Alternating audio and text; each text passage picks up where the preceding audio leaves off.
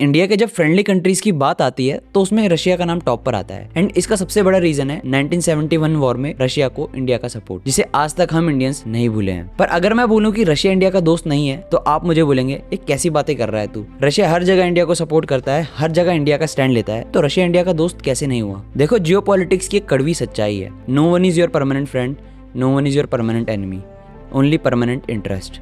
आप बिलीव नहीं करेंगे लेकिन एक टाइम ऐसा था जब रशिया इंडिया को अटैक करना चाहता था एंड ब्रिटिशर्स की तरह ही हमें गुलाम बनाना चाहता था। आपको विश्वास नहीं हो रहा होगा लेकिन ये बात सच है। रशिया ने मल्टीपल टाइम्स इंडिया पर अटैक करने की प्लानिंग करी थी लेकिन समहाउ रशिया फेल हो जाता था एंड ये बात काफी कम इंडियंस को पता है, इसीलिए आज मैं आपको ये स्टोरी बताने जा रहा हूँ।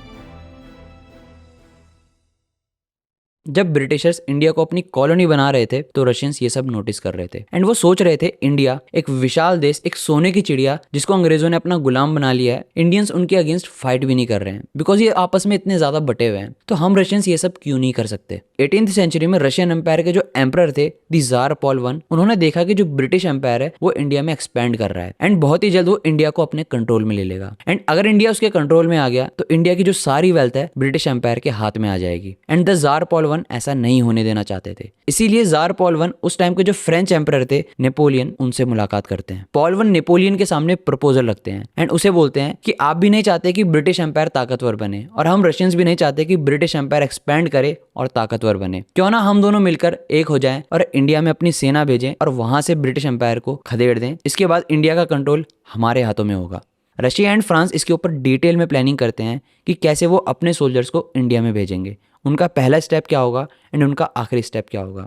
कुल मिलाकर बताया जाता है कि 70,000 की सेना इंडिया की तरफ आने वाली थी, लेकिन नेपोलियन के दिमाग में कुछ और ही चल रहा था। उसके सामने सारा प्लान रेडी था लेकिन स्टिल वो इस विचार में डूबा हुआ था कि क्या उसको इंडिया पर अटैक करना चाहिए, क्या इंडिया पर अटैक करने से उसको कोई फायदा होगा। काफी सोच विचार करने के बाद वो रशियंस का प्रपोजल रिजेक्ट कर देता है। नेपोलियन के मना करने के बावजूद भी जार पॉल वन पीछे नहीं हटा। उसने मन बना लिया था कि वो इंडिया पर अटैक करके रहेगा एंड उसने अपने 22,000 सोल्जर्स की सेना रेडी कर ली थी। भले ये सेना कम थी लेकिन उसके मन में ये था कि अगर मैं इतने कम सेना से भी अगर आधा इंडिया जीत लेता हूँ तो ये मेरे लिए कोई बड़ी जीत से कम नहीं होगी। पॉल वन ने भले ही इंडिया पर अटैक करने की प्लानिंग कर ली थी लेकिन उससे कैलकुलेशन में मिस्टेक हो गई। उसने जब अपने सोल्जर्स को इंडिया की तरफ रवाना किया तो काफी सारे उसके सोल्जर्स रास्ते में ही मारे गए, कुछ ठंड से तो कुछ लॉजिस्टिक्स की कमी की वजह से। एंड असली प्रॉब्लम तो तब आई जब 19th सेंचुरी की शुरुआत में यानी 1801 में जार पॉल वन को असैसिनेट कर दिया गया। अगर पॉल वन जिंदा होता तो डेफिनेटली वो इंडिया पर अटैक करता एंड आज हम इंडियंस रशियंस के गुलाम होते एंड हिस्ट्री पूरी तरह से बदल जाती।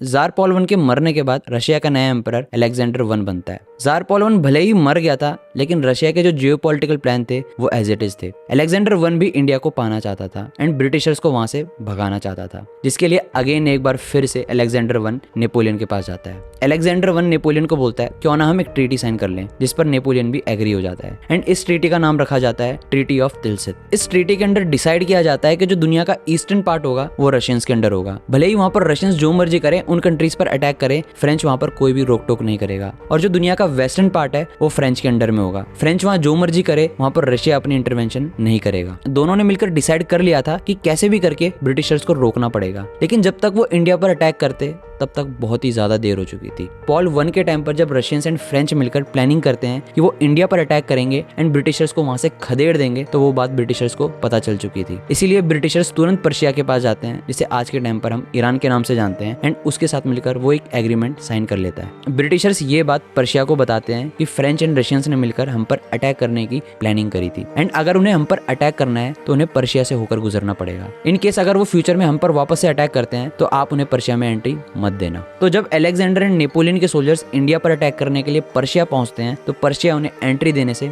मना कर देता है एंड उनका सारा प्लान वहीं पर ही फेल हो जाता है एंड उन्हें वहीं से वापस लौटना पड़ता है। अब अलेक्जेंडर वन के बाद रशिया इंडिया पर अटैक करने की प्लानिंग 40 साल बाद करता है, जिसमें सबसे बड़ा मेजर रोल होता है जनरल अलेक्जेंडर दुहामिल का, जो कि रशियन आर्मी का जनरल होता है एंड इस टाइम पीरियड में रशिया का जो एम्परर है जार निकोलस वन होता है। जनरल दुहामिल जार निकोलस वन को एश्योरेंस देता है कि आज से 40 साल पहले पर्शिया की वजह से इंडिया पर अटैक करने का हमारा प्लान फेल हो गया था, लेकिन इस बार हम सक्सेसफुल होंगे। इस बार मैं पर्शिया को मना लूंगा क्योंकि मैं पर्शिया में एज ए एम्बेसडर रह चुका हूँ एंड पर्शिया में मेरी काफ़ी अच्छी जान पहचान है, अच्छी खासी बातचीत है। एंड साथ ही मैं अफगानियों को भी मना लूंगा कि इंडिया पर अटैक करने के लिए हमें अफगानिस्तान में एंट्री दे दे। बस माय लॉर्ड, हमें आपकी परमिशन चाहिए, आप परमिशन दे दो, हम ब्रिटिशर्स को इंडिया से उखाड़ फेंकेंगे।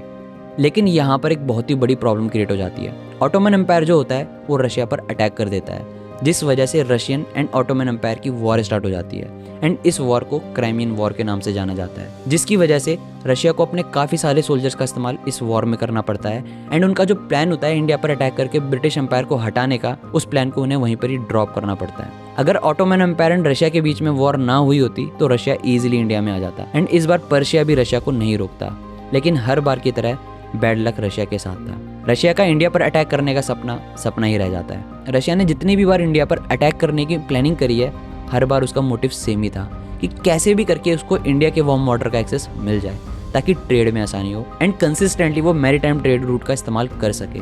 रशिया की सबसे बड़ी प्रॉब्लम यही है कि उसके जो मैक्सिमम पोर्ट्स हैं विंटर के टाइम पर फ्रीज हो जाते हैं, जिस वजह से उसको मैरीटाइम ट्रेड में काफ़ी ज़्यादा प्रॉब्लम होती है। एंड रशिया का दूसरा मोटिव ये था कि उसका इंटरनेशनल ट्रेड रूट पर कंट्रोल होता। आपको क्या लगता है, इंडिया अगर रशियंस के अंडर में होता तो इंडिया की आज क्या हालत होती? क्या इंडिया बेटर पोजीशन में होता या इंडिया की हालत इससे भी ज़्यादा खराब होती? Let me know in the comment section. बाकी आज की वीडियो के लिए इतना ही, मिलता हूँ ऐसी किसी दूसरी इंटरेस्टिंग वीडियो में। गुड बाय, जय हिंद।